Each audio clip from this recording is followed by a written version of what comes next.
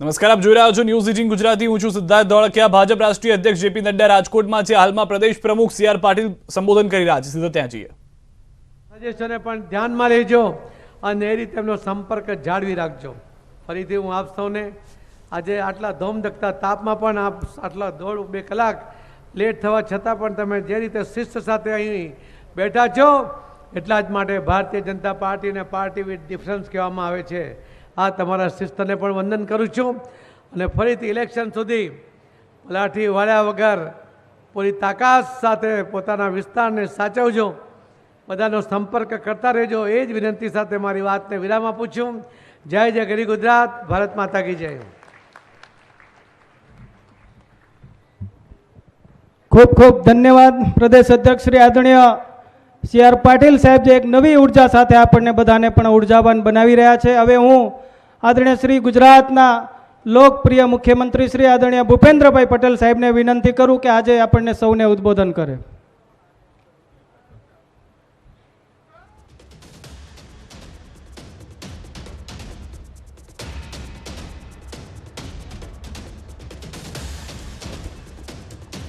સૌરાષ્ટ્રના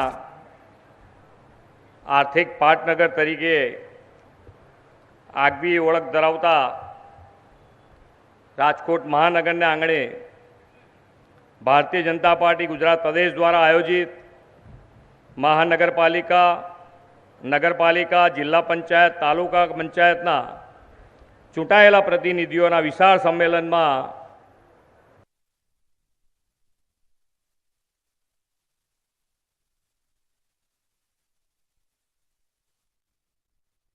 પદાધિકારીશ્રીઓ, સૌ ધારાસભ્યશ્રીઓ, વિશાળ સંખ્યામાં ઉપસ્થિત સૌ જનપ્રતિનિધિશ્રીઓ, સહકાર ક્ષેત્રના અગ્રણીઓશ્રીઓ, પ્રેસ મીડિયાના મિત્રો, સૌને મારા નમસ્કાર।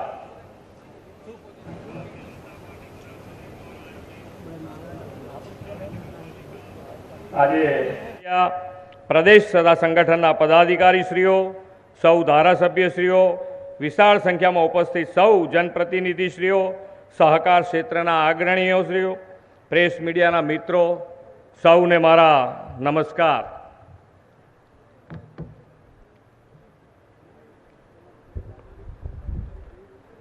આજે વિશ્વના સૌથી લોકપ્રિય નેતા અને આપણા યશસ્વી વડાપ્રધાન શ્રી નરેન્દ્રભાઈ મોદીની રાજકીય કારકિર્દીની શરૂઆત જે શહેરમાં થઈ હતી તે શહેરના આંગણે આજે વિશ્વની સૌથી મોટી પાર્ટીના રાષ્ટ્રીય અધ્યક્ષ શ્રી આપણી વચ્ચે પધાર્યા છે। આજે વિકાસના રોલ મોડલ તરીકે ખ્યાતિ પ્રાપ્ત ગુજરાતની આ વિકાસ યાત્રા શ્રી નરેન્દ્રભાઈના નેતૃત્વમાં શરૂ થઈ અને આજે ગુજરાત દેશનું ગ્રોથ એન્જિન બન્યું છે। દરેકે દરેક ક્ષેત્રે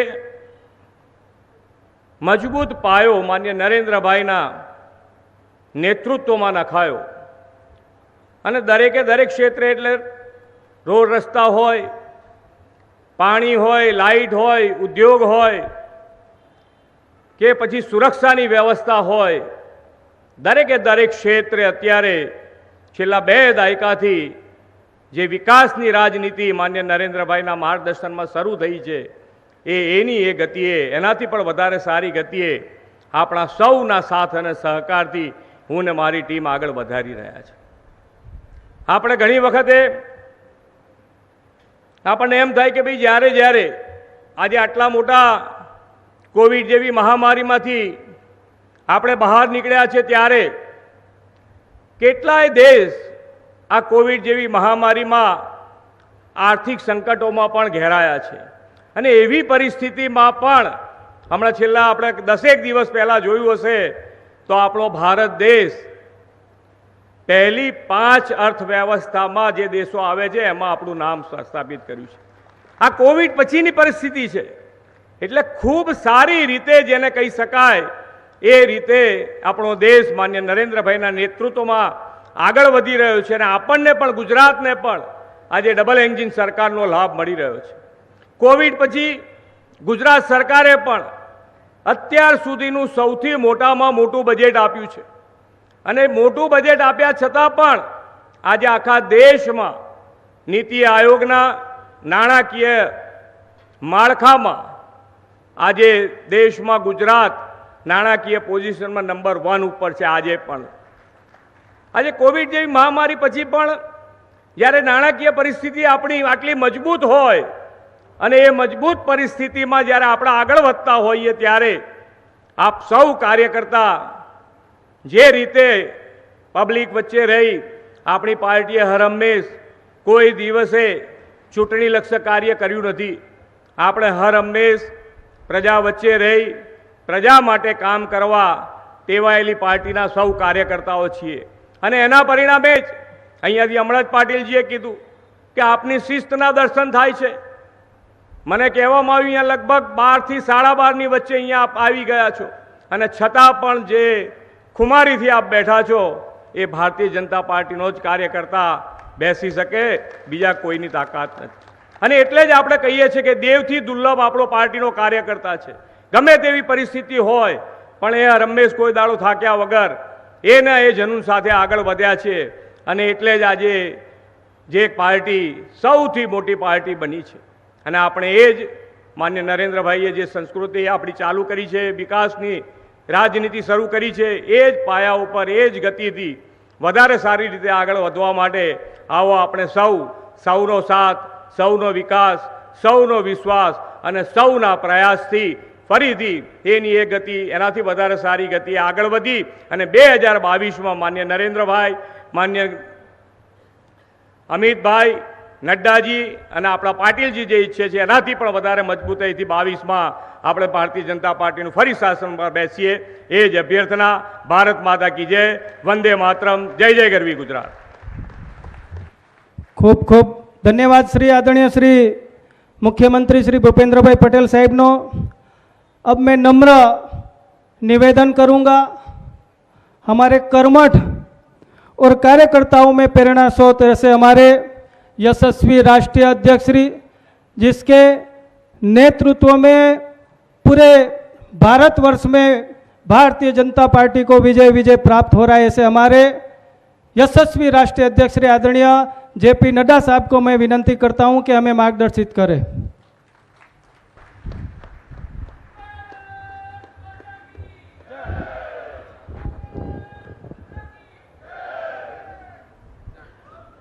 आज के इस कार्यक्रम में मंच पर उपस्थित हमारे गुजरात के यशस्वी मुख्यमंत्री सम्माननीय भूपेंद्र भाई पटेल जी, हमारे पार्टी के बहुत ही जुझारू, कर्मशील और संवेदनशील अध्यक्ष और संसद में मेरे साथी श्री CR पाटिल जी, हमारे राष्ट्रीय उपाध्यक्षा और हमारे साथ संगठन का काम देख रही संसद में मेरी साथी श्रीमती भारतीबेन स्याल जी, हम सब के प्रेरणा के स्रोत जिन्होंने भारतीय जनता पार्टी को मजबूती प्रदान करने में अपना जीवन लगाया, ऐसे हमारे वरिष्ठ नेता पूर्व अध्यक्ष सम्माननीय वजुभाई वाला जी, हमारे प्रदेश के पूर्व मुख्यमंत्री और हमारे वरिष्ठ साथी सम्माननीय विजय भाई रूपानी जी, हमारे पूर्व अध्यक्ष और वर्तमान में मंत्री श्री जीतू भाई वगानी जी, हमारे सभी प्रदेश के पदाधिकारीगण, हमारे संसद में सभी मेरे वरिष्ठ साथीगण, सांसदगण, प्रदेश सरकार में मंत्रीगण, सभी विधायकगण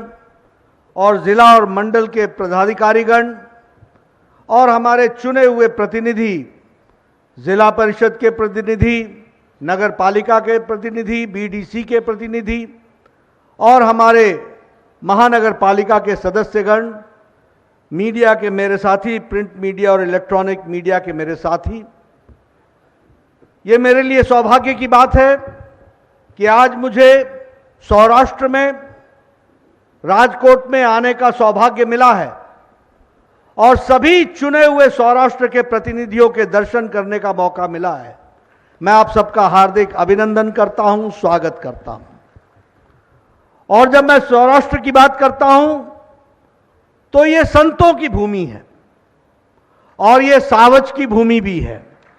मैं ऐसी भूमि को भी मैं नमन करता हूं।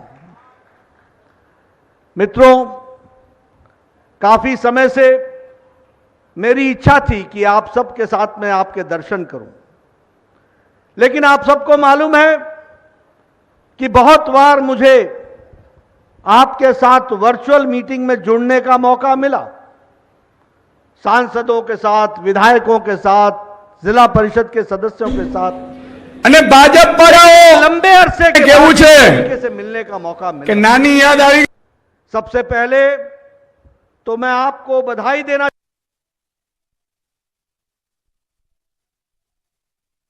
ट्विटर पर मिलते थे, टीवी पर मिलते थे, पर जनता के बीच में नहीं जाते थे। उस समय आप लोगों ने सेवा ही संगठन के माध्यम से करोड़ों लोगों की सेवा की। इसके लिए मैं आपको हार्दिक बधाई देना चाहता हूं। आज ये मूल्यांकन करने का विषय है और मैं मीडिया के साथियों से पूछूंगा कि हम सिर्फ एक राजनीतिक कार्यकर्ता नहीं है, हम राजनीति करना ही हमारा उद्देश्य नहीं है। भारतीय जनता पार्टी का एक बहुत बड़ा पक्ष है, वो है सेवा कार्य का, मानवता की सेवा का, जिसको हम लोगों ने करके दिखाया। और आप लोगों को बधाई इसलिए देना चाहता हूं कि चुने हुए प्रतिनिधियों ने अपने आप को उसमें आहूत किया, पूरी ताकत झोंकी, जान की चिंता नहीं की और आपने सेवा ही संगठन में कार्य को आगे बढ़ाने का काम किया। मित्रों, मैं आपको दूसरी बधाई इसलिए देना चाहता हूं और मैं ये भी कहना चाहता हूं कि जनता की याददाश्त थोड़ी होती है, वो याद नहीं रख पाती, वो भूल जाती है। लेकिन यही 1 साल पहले, 1.5 साल पहले कोरोना के परछाई में वैक्सीनेशन पर अन्य राजनीतिक दल किस प्रकार की राजनीति कर रही थी। आपने देखा होगा, वैक्सीनेशन की खिल्ली उड़ाई जा रही थी, वैक्सीनेशन के बारे में पूछा जा रहा था, प्रमाण मांगा जा रहा था। कई बोलते थे कि वैक्सीनेशन लगाओगे तो जीवन में ये हो जाएगा, वो हो जाएगा। कोई प्रमाण मांगता था कि इसका क्लिनिकल ट्रायल कितना हुआ है। और प्रधानमंत्री मोदी जी की कोशिश को नजरअंदाज करने की कोशिश करते थे। लेकिन हमारे प्रधानमंत्री मोदी जी लक्ष्य से डिगे नहीं, लक्ष्य से हटे नहीं और 9 महीने के अंदर इस देश को एक नहीं 2 वैक्सीन दे करके दुनिया में अपने आप को मिसाल कायम। और आपने 217 करोड़ डबल डोज साथ में बूस्टर लगा करके मोदी जी की जो सुरक्षा की भावना थी उसको साकार किया है। इसके लिए मैं आपको बधाई देना चाहता हूं। मित्रों, ये छोटी घटनाएं नहीं है, मैं इसलिए आपको याद दिला रहा हूं। मैं पूर्व में स्वास्थ्य मंत्री रहा हूं, ऑन रिकॉर्ड लाना चाहता हूं और कांग्रेस वाले जो हमारे सोशल मीडिया में बात करते हैं उनको बताना चाहता हूं, इस देश में चिकन पॉक्स की दवा 25 साल लग गए भारत आने में, ट्यूबरक्लोसिस की दवा 25 साल लग गए दवाई को आने में, लेप्रोसी की दवा को 30 साल लग गए आने में, टेटनस की दवा को 28 साल लग गए इस देश में आने में, पोलियो की दवा आने में 27 साल लग गए इस देश में। और मोदी जी ने 9 महीने के अंदर एक नहीं 2 भारतीय स्वदेशी इंजेक्शन बना करके आप लोगों को देने का प्रयास किया। और आप लोगों ने वैक्सीनेशन में जो योगदान किया लोग भूल जाएंगे, लेकिन मैं याद दिलाना चाहता हूं कि पिछले वर्ष 17 सितंबर को आपने एक दिन में 2 करोड़ से ज्यादा लोगों को वैक्सीनेशन लगाने में अपना योगदान किया था। और इस वर्ष आपने एक दिन में 17 तारीख को आप सब लोगों ने 1 लाख से ज्यादा ब्लड डोनेशन के कार्यक्रम में शिरकत की है। इसके लिए भी मैं आपको बधाई देना चाहता हूं। मित्रों, मैं अपने चुने हुए प्रतिनिधियों को इसके लिए भी बधाई देना चाहता हूं। हम अमृत काल में अमृत महोत्सव मना रहे हैं, लेकिन आप लोगों ने 20 करोड़ से ज्यादा घरों पर हर घर तिरंगा लगाने में जो आपने योगदान किया है, उसके लिए भी मैं आपको बधाई देना चाहता हूं। ऐसी राष्ट्रीयता की भावना ओत हमने आज तक नहीं देखी, जो आज मोदी जी के नेतृत्व में हमको देखने को मिली है। और इसके लिए भी मैं हर घर तिरंगा को बधाई देना चाहता हूं, उस कार्यक्रम में अपना योगदान किया। मित्रों, हमने लोकसभा तो जीती ही है, 303 लोकसभाएं तो जीती ही, आपके आशीर्वाद से, मोदी जी के नेतृत्व में देश ने अपना आशीर्वाद रखा। हमने यहां भी 26 की 26 लोकसभाएं जीती। हमने 182 में से 112 सीटें जीती, हमारे 112 विधायक बने। लेकिन मैं आपको इस बात के लिए बधाई देना चाहता हूं कि आपने नगर पालिकाओं में भी कोई कसर नहीं छोड़ी और उसमें भी आपने जीत हासिल कराई, इसके लिए भी आपको बधाई देना चाहता हूं। मैं नतीजे देख रहा था, अहमदाबाद में 199 सीटों में 169 सीट हम जीत करके आए हैं। अगर वडोदरा की बात करें तो 76 में से 69 सीट जीत करके आए हैं।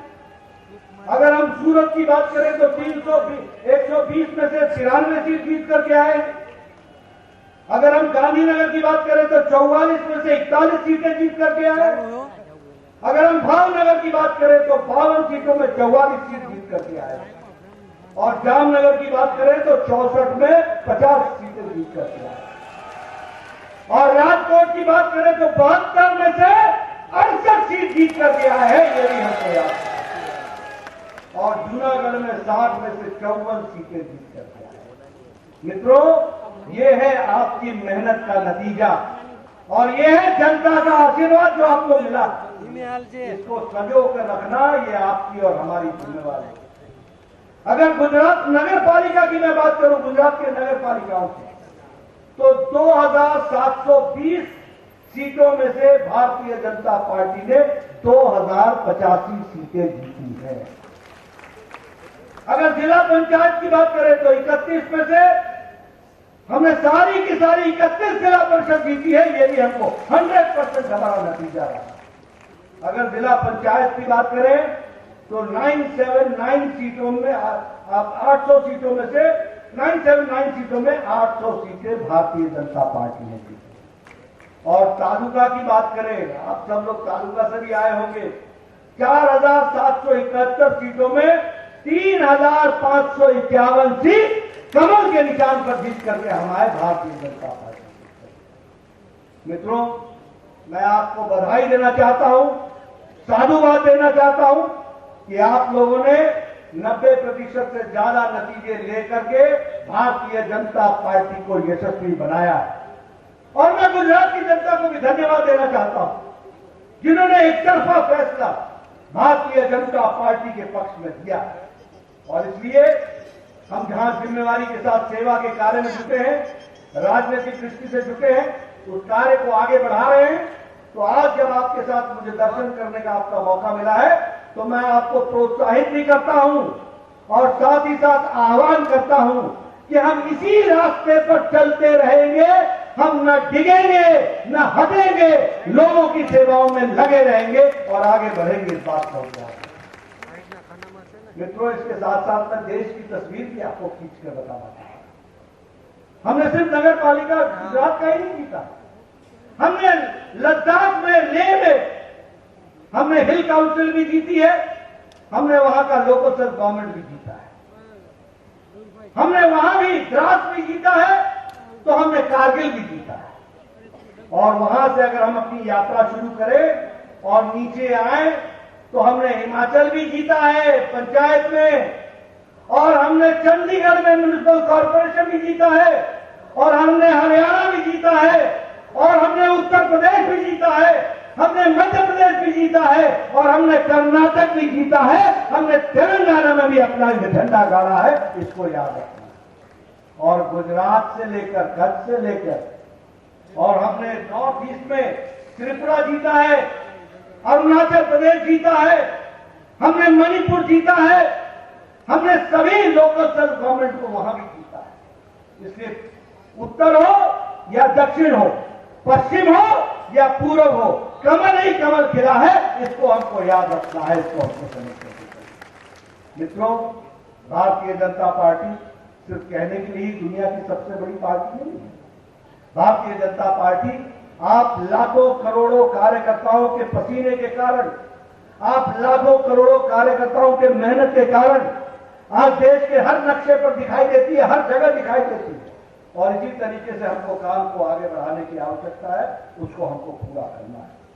मित्रों, जब हम म्युनिसिपल कॉर्पोरेशन की बात करते हैं, जब हम पंचायत की बात करते हैं, जब हम जिला परिषद की बात करते हैं, तो हमको ये बात ध्यान में रखनी है कि हमें विकास संपूर्णता में करना है। और जब हम संपूर्णता की बात करते हैं तो हमको समाज के हर छोटी समस्याओं को समझदारी के साथ समझना है। हमें जानना है, हमने सिर्फ ऑपरेशन नहीं करना है, हमने उसकी बारीकी में जाना है कि समस्या है क्यों, उस समस्या का निवारण क्या है, उस समस्या का निदान क्या है, हम किस तरीके से उसको जोड़ सकते हैं। और जो एक शब्द है, we have to go for sustainable growth. जो ग्रोथ सस्टेन कर जाए, जो पूर्णता संपूर्णता में होलिस्टिक हो, उसको हमको आगे बढ़ाना है। और उसी के साथ साथ हमें सस्टेनेबल इंफ्रास्ट्रक्चर भी खड़ा करना है, हमें आधारभूत चीजों को मजबूत करना है। और इसलिए इंफ्रास्ट्रक्चर के ऊपर हमको ज्यादा ध्यान देना, हमको पर्यावरण प्रेमी बनना है। और अगर हमको पर्यावरण प्रेमी बनना है तो हर जिले में 75 से ज्यादा सरोवर भी बनाने हैं, उनका रख रखाव भी करना है, उनको संभाल के भी रखना है। और हमको पानी का रिचार्ज करते हुए नीचे जमीन से पानी का चार्ज उठाना है, ये भी हमारी जिम्मेदारी है। हम सिर्फ राजनीति करने नहीं आए हैं, हम सिर्फ नारा ही लगाने नहीं आए हैं, हम सिर्फ पार्टी के झंडे के साथ साथ देश की सौराष्ट्र की तस्वीर और तस्वीर बदले इस काम के लिए आए हैं। और इसके लिए आप सब लोग अपने आप को आहूत करेंगे, ऐसा मेरा मानना है। एक और मैं आपसे आह्वान करना चाहता हूं।